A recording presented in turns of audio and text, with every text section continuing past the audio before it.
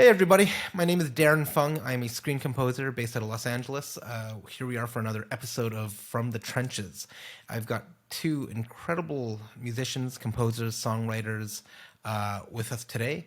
Nathalie Bonin has had and continues to have an incredible career as a professional violinist. She has recently embarked on a career as a screen composer with many credits in production music and television music with Hallmark. She recently won a Grammy for her composing and performing work on the album Woman Warriors, The Voices of Change, and she splits her time between Los Angeles and Montreal.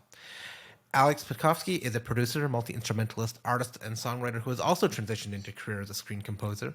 With numerous sync and composing credits ranging from Disney to PlayStation, she's a recent grad at the Canadian Film Centre's Slate Music Residency and is based in Toronto. So welcome, Alex and Nat. Thank you so much for Hey, joining us today. thank you. Today we're talking about career pivoting, and because both of you have sort of made this kind of pivot into screen composing, and so I just maybe we'll start with you, Natalie. What made you decide to do a career pivot, and what were some of the challenges that you faced? Oui. Euh, donc, j'étais à une époque, à l'époque, j'étais dans une phase de ma carrière où je voulais explorer. J'ai commencé à faire des stages en improvisation, en jazz, en musique du monde. Je me suis mis à tourner avec plusieurs artistes locaux, populaires, encore une fois, jazz world, tout ça.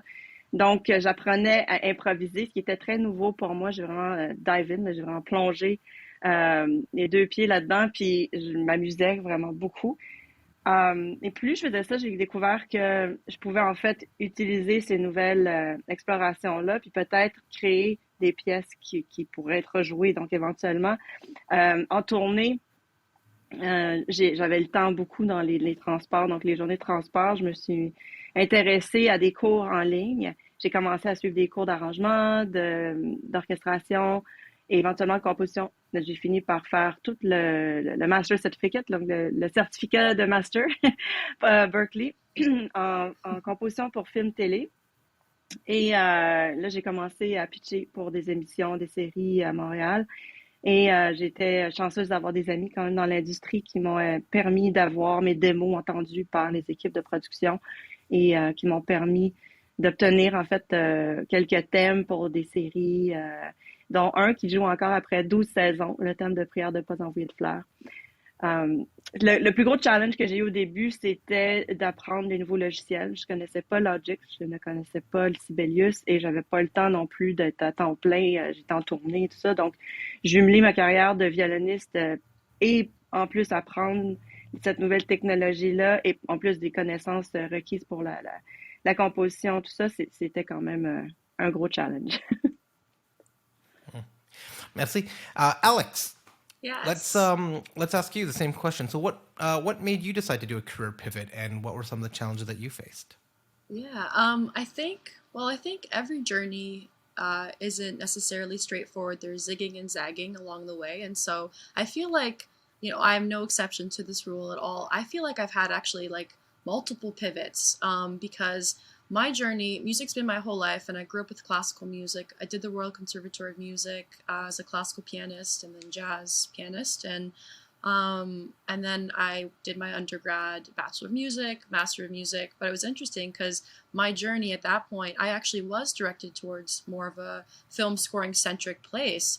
I was at NYU Steinhardt School of Music film scoring, and then basically entered this sort of precipice moment where I started getting gigs in film and TV world as an artist, where it was like trailers and promos and in-show and custom kind of gigs too on commercials, that sort of thing. I was like, this feels right. I'm going to lean into this. And then I was performing and kind of, exploring a lot of that space. And then, I ended up doing like cinematronic music, which is cinematic electronic and a hybrid of the two, because I'm that guy who decides to coin a genre. I basically found myself operating in that space, which was amazing. But then the original sort of goal, sort of kind of got a little pushed back on the back burner. So especially with the Canadian Film Centre and the residency, the composer and residency program with them, was a wonderful opportunity for me to look back on that back burner and go, that was originally what I really, really wanted to explore more of. And to be honest, the past couple of years, I've been basically doing like that secondary pivot, I guess, from the sync world, advertising, and now going back into a space, which was my original intention, I guess, all along. And I want to say too, like all the best projects, regardless of the space, have come from collaboration.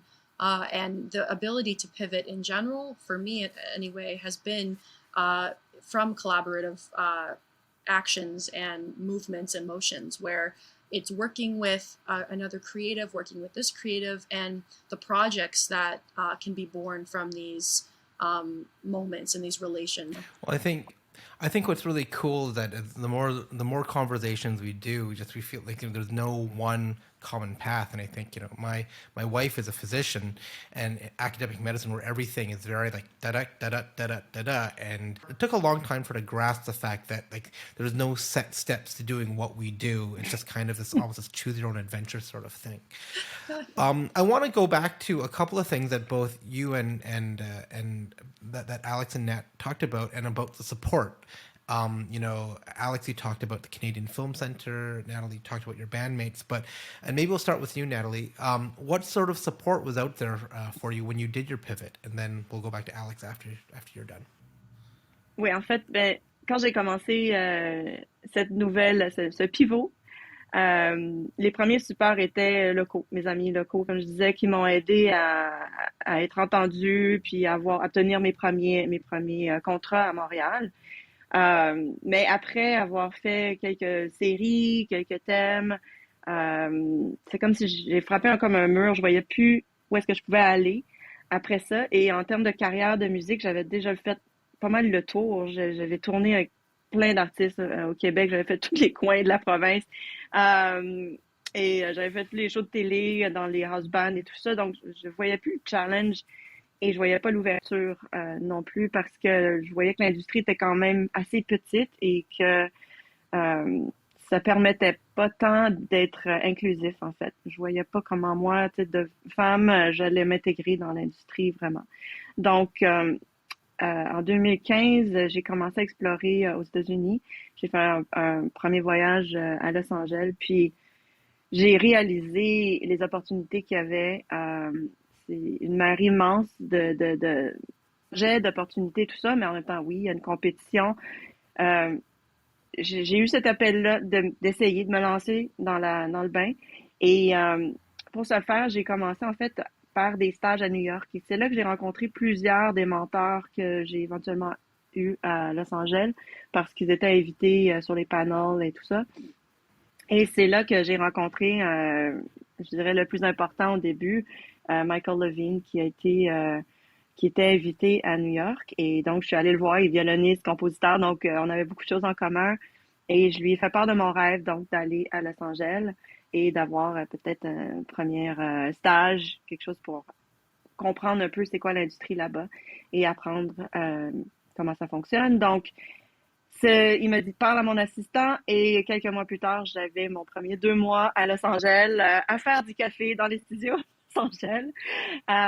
Et en fait, ça, c'est devenu très important parce que c'est lui qui m'a introduit dans plusieurs groupes de compositeurs. C'est lui qui m'a permis de rencontrer beaucoup de personnes qui font maintenant partie de mon réseau. Et c'est même lui qui m'a en fait dit, ben écoute, il y a le superviseur de Hallmark, apparemment il cherche des compositeurs canadiens, mais à Los Angeles. Donc c'est comme ça que j'ai su qu'il y avait une porte ouverte, que j'ai appliqué, j'ai eu mon entrevue, que j'ai commencé à faire mon premier film avec Hallmark. Donc super, c'est vraiment important. Je pense que c'est crucial pour pouvoir développer une carrière, en fait, de rencontrer ces gens-là, puis de pas avoir peur d'aller vers eux. Merci, Nat. Alex, your turn. Can you talk a little bit about what sort of support was out there for you when you did your pivot? Yes, there was. I think I actually didn't realize, it took me by surprise, the support the resources that were available to me.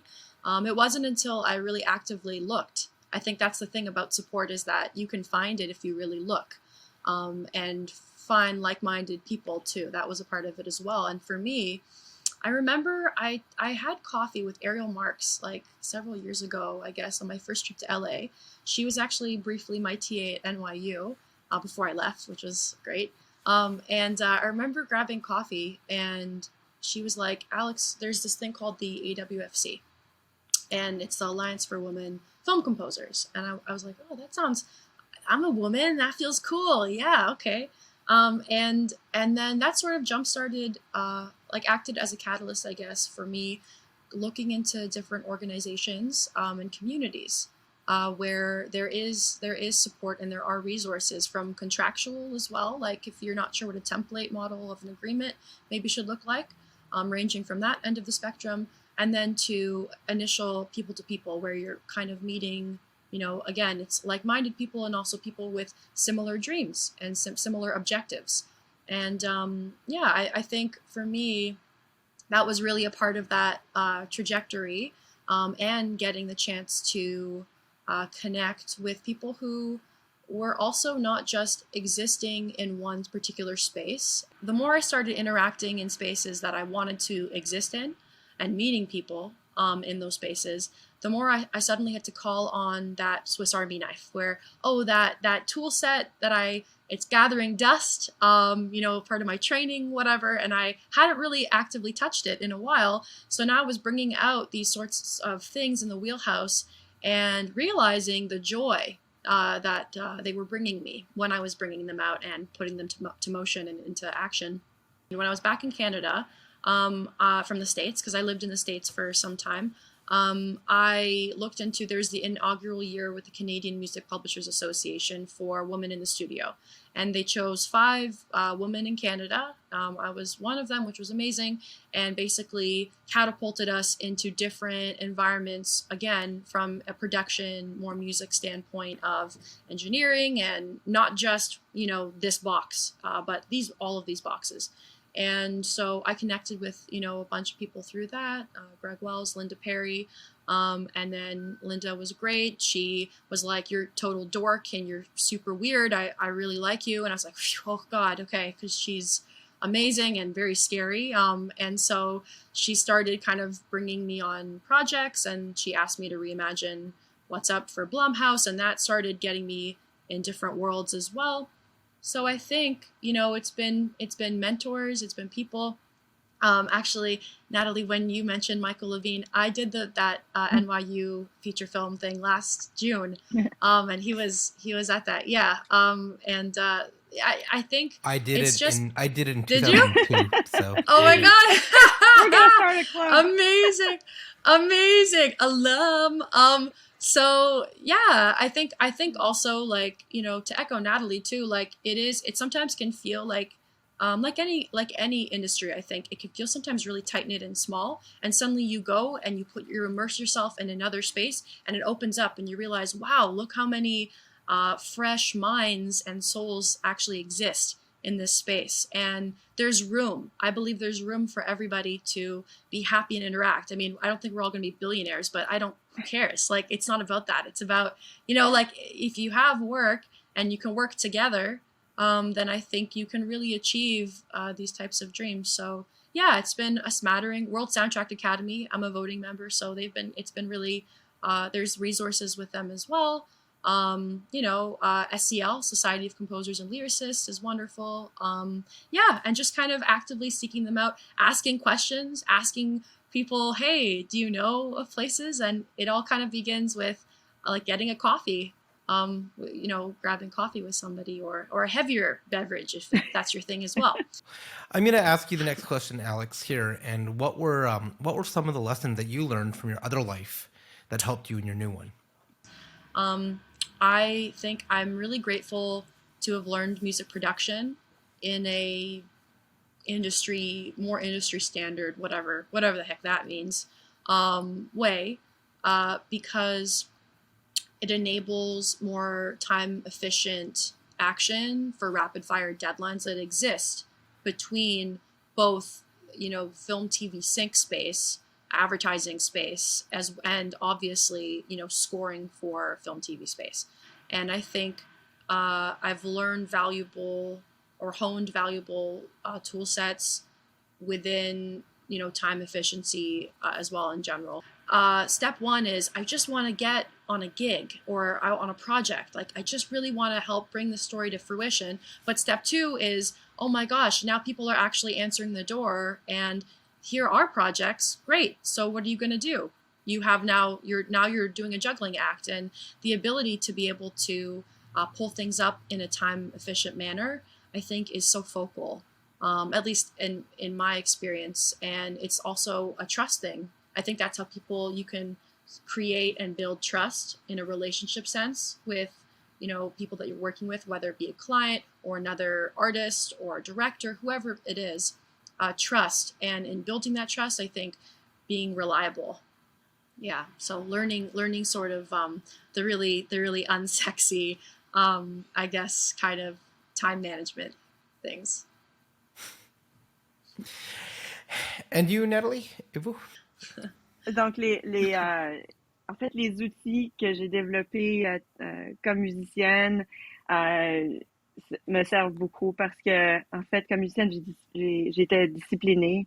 Il fallait que je pratique des heures par jour pour être capable de jouer les concertos, pour apprendre les pièces et toujours avoir un haut standard parce que dans l'industrie, on est toujours coté sur notre dernier job. Donc, on oublie facilement notre bio. Ce qui compte, c'est comment on a performé la dernière fois. Donc, on est toujours sur la sellette, on va dire. Et ce standard-là, c'est un peu pareil dans l'industrie du film, du cinéma. On doit toujours être capable de livrer dans les temps. Et si on accepte quelque chose, on le fait à 100 000 à l'heure. On le fait à 110%. On peut pas faire rien à moitié. C'est mieux de dire non que d'accepter, puis après dire c'est pas si important, je le ferai pas tant que ça, j'ai d'autres choses à faire. Nat, I'll ask you this. I'll ask you to start off this, and we'll just keep it really quickly here. If you had one quick soundbite, one piece of advice you could give to someone who's going to look to pivot careers, what would it be? Je dirais une de mes citations préférées de Steven Spielberg, c'est écoute les whispers, les murmures qu'on entend parce que c'est relié vraiment à notre instinct et ça nous guide. Donc, on doit les suivre. Une deuxième citation qui m'a beaucoup aidée, c'est saute et le filet va apparaître. Donc, aie confiance, suis ton rêve. Si tu le suis vraiment avec tout ton cœur, tu vas trouver le support que tu as besoin. Wise words. Alex, your turn. All no's are yeses in disguise. No one's going to give you permission to occupy any space. Go forth. Wonderful. It has been such a pleasure, Alex and Nat. It's been a lot of fun to talk about and to hear about how, just the diversity of your career. So I just want to thank you both for taking the time to hang out with us today. So thank you. Merci. This was awesome. Yeah, merci. Yeah, thank you so much. For more candid conversations and free music creator resources, visit musiccreator.ca. The Screen Composers Guild of Canada acknowledges the support of the Canada Council for the Arts. Thanks for listening.